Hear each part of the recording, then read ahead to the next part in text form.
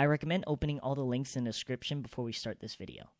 Okay, so to start off, you're going to want to install Java. You probably already have it, but just in case you don't, you're going to want to install it. Just click here. It'll run you through the installation process. And get this done before you get anything else done. So the next thing you're going to want to do is go to portforward.com and click download.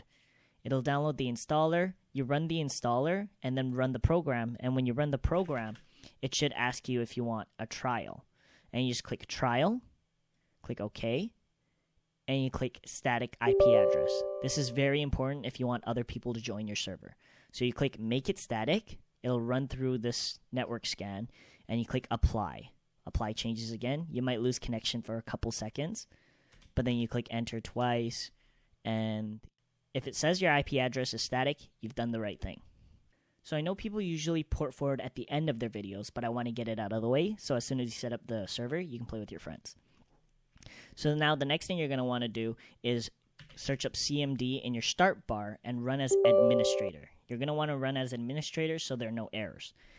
And then you type ipconfig, and you go to your default gateway. This is the IP you're going to enter into your search bar.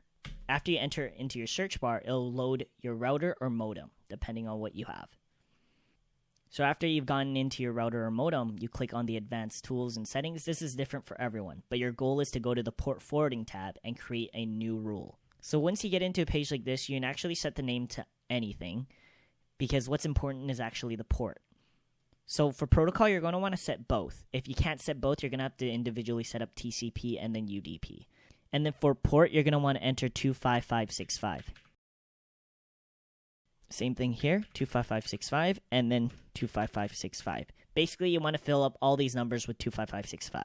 And now for the local IP address, you're going to want to enter in the IP address that's shown on your CMD. So for me, it's 192.168.2.150, okay? And after you enter that in, you can just click create. Okay, and you create the rule, and you click save. That is it for port forwarding. You have officially forwarded your port.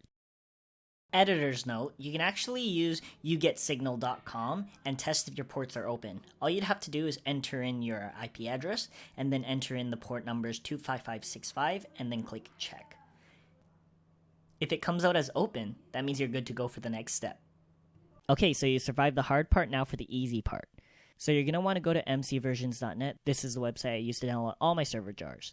So click download on the latest release and click download server jar.